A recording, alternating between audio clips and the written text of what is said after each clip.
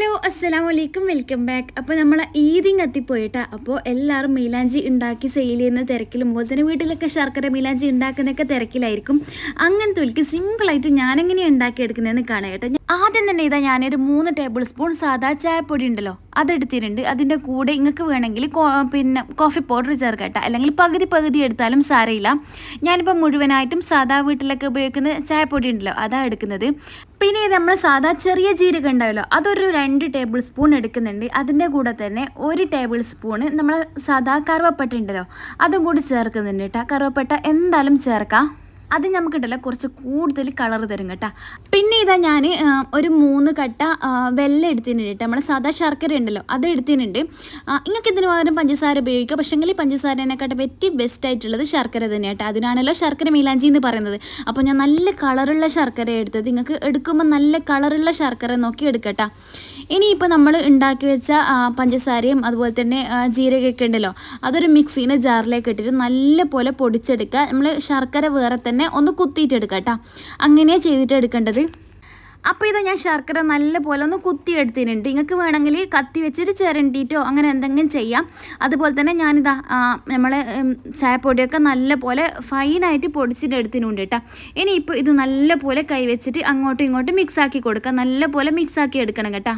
ഇനിയിപ്പോൾ ഇത് ഉണ്ടാക്കിയെടുക്കാൻ വേണ്ടിയിട്ട് ഒരു പാത്രം വേണം കേട്ടോ. അപ്പോൾ ഞാനിപ്പോൾ ഇവിടെ സ്ഥിരമായിട്ട് ഞാൻ ഉണ്ടാക്കിയെടുക്കുന്ന ഒരു പാത്രം എടുത്തത്. നമ്മൾ ഒരിക്കലും പുതിയതൊന്നും ഉപയോഗിക്കരുത് കേട്ടോ. നമ്മുടെ വീട്ടിൽ ഒട്ടും ഉപയോഗത്തിന് പറ്റൂല എന്നുള്ള പോലത്തുള്ള ഇതുപോലത്തെ സ്റ്റീലിൻ്റെ പാത്രമോ അല്ലെങ്കിൽ അലൂമിനിയം പാത്രമോ അല്ലെങ്കിൽ സാധാ ചട്ടിയോ എന്ത് വേണമെങ്കിലും എടുക്കാം. നമ്മൾ കുക്കറോ അങ്ങനെ എന്തെങ്കിലും എടുക്കട്ടെ. പക്ഷേ അതൊട്ടും വീട്ടിൽ ഉപയോഗിക്കില്ല എന്ന് ഉറപ്പ് വരുത്തണം. നമ്മളിത് ഉണ്ടാക്കി കഴിഞ്ഞാൽ പിന്നെ നമുക്കത് ഉപയോഗിക്കാൻ പറ്റില്ല. അല്ലെങ്കിൽ പിന്നെ നല്ല പോലെ നിങ്ങളൊരു ഫോയിൽ വെച്ചിട്ട് കവർ ചെയ്യണം.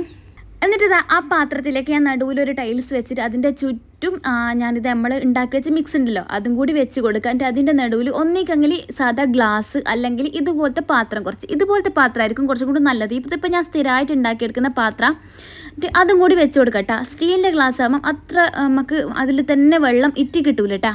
ഇനിയിപ്പോൾ കൂടുതൽ ആൾക്കാരും തെറ്റിക്കുന്നൊരു കാര്യമായിട്ടാ ഇപ്പോൾ കാണിച്ചു തരുന്നത്.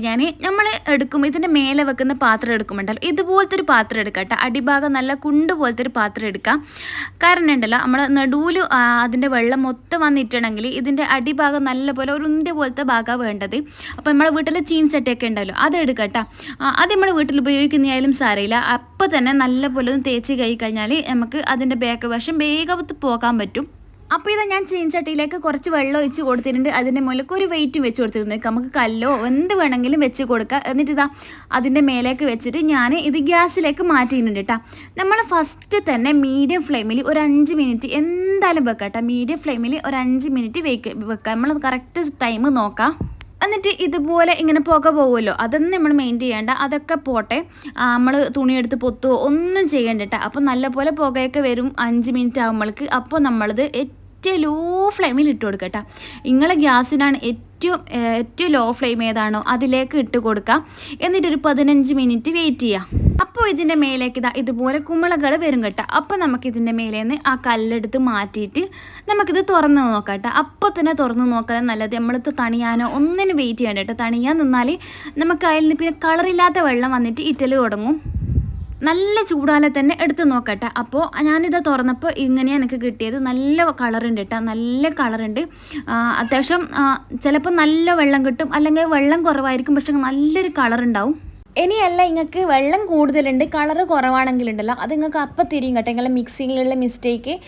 കളറ് കുറവും വെള്ളം കൂടുതലാണെങ്കിൽ ഇതിൽ വെള്ളം കൂടുതലായിട്ടുണ്ട്, എന്നാൽ ചായപ്പൊടിയും നമ്മൾ ഇട്ട സാധനങ്ങളൊക്കെ കുറവാണെന്ന് അർത്ഥം. അതേസമയം നല്ല കളറുണ്ട് എന്നാൽ വെള്ളം കുറവാണെങ്കിൽ വെള്ളം കുറവാണ്, ബാക്കിയെല്ലാം നല്ലപോലെ ഉണ്ട് എന്നിട്ട് അർത്ഥം. അപ്പോൾ നമ്മൾ അത് നോക്കിയിട്ട് അങ്ങോട്ടും ഇങ്ങോട്ടും അഡ്ജസ്റ്റ് ആക്കിയിട്ട് വേണ്ട സാധനങ്ങൾ കൂട്ടുകയും കുറക്കുകയാക്കിയിട്ട് ആക്കി ചെയ്തെടുക്കുക. പക്ഷേ എപ്പോൾ നമ്മൾ ഉണ്ടാക്കിയെടുക്കുമ്പോൾ ഫസ്റ്റ് ശ്രദ്ധിക്കേണ്ടത് വെള്ളം കുറച്ച് കുറവെടുക്കട്ടെ. നമുക്ക് ഇതിൽ വെള്ളം കുറച്ച് കൂടുതൽ കിട്ടിയില്ലെങ്കിലും നല്ല കളർ ഉണ്ടെങ്കിൽ അത്രേ വേണ്ട വരും. നമുക്ക് ഒരാളെ കൈക്കൊക്കെ ഇടാൻ പറ്റിയിട്ട് അത്ര കുറച്ച് മാത്രമേ വേണ്ട വരും കേട്ടോ. ഇതന്നെ ഇപ്പോൾ എനിക്ക് 3 പ്രാവശ്യമൊക്കെ ഇടാനുള്ളതുണ്ടാവും. എന്തായാലും നിങ്ങൾ ഇതുപോലൊന്ന് ട്രൈ ചെയ്ത് വെക്കട്ടാ. നമ്മൾ പഞ്ചസാര ഒഴിവാക്കിയിട്ട് വെല്ലം തന്നെ എടുക്കുമ്പോണ്ടല്ലോ നമുക്ക് വെല്ലത്തിൻ്റെ ഒരു കളറും കിട്ടും, ആവശ്യത്തിനുള്ള വെള്ളവും കിട്ടും. അപ്പോൾ എല്ലാവരും ഇതുപോലെ ഒന്ന് ട്രൈ ചെയ്ത് വെക്കുക. ഇപ്പം ഞാൻ ഇട്ടിട്ട് കാണിക്കുന്നില്ല കേട്ടോ. ഇതിപ്പോൾ ഞാൻ ഏകദേശം 1 മാസമായി ഇട്ടിട്ട് ഇതുവരെയായിട്ടും കളറൊന്നും പോയില്ല. അതും ഒരു പ്രാവശ്യം മാത്രം ഇട്ടതാട്ടാ. ഒരു പ്രാവശ്യം തന്നെ ഇടുമ്പോൾ തന്നെ നമുക്കിത് നല്ലൊരു കളർ കിട്ടും. അപ്പോൾ എല്ലാവരും ഒന്ന് ട്രൈ ചെയ്ത് വെക്കട്ടെ. നിങ്ങൾ ഇടുന്നതിൻ്റെ മുന്നേ ആവശ്യമുള്ള മൈദയൊക്കെ ഇട്ടിട്ട് നല്ലപോലെ ഒന്ന് മിക്സ് ചെയ്തിട്ട് എടുക്കുക. നമ്മളെ കൈമിൽ എങ്ങനെയാണോ ഇടാൻ പറ്റുന്നൊരു രീതിക്ക് ഈ ഒരു രീതിക്ക് മൈദ ഇട്ടിട്ട് മിക്സാക്കി എടുത്താൽ മതി. ബാക്കി വെള്ളം ഒരു കുപ്പിയിൽ ഒഴിച്ച് വെച്ചിട്ട് നമുക്ക് ഫ്രിഡ്ജിലോ പുറത്തോ എവിടെ വേണമെങ്കിലും വെക്കാം. എത്ര കാലം വരെ വേണമെങ്കിലും നിൽക്കും കേട്ടോ.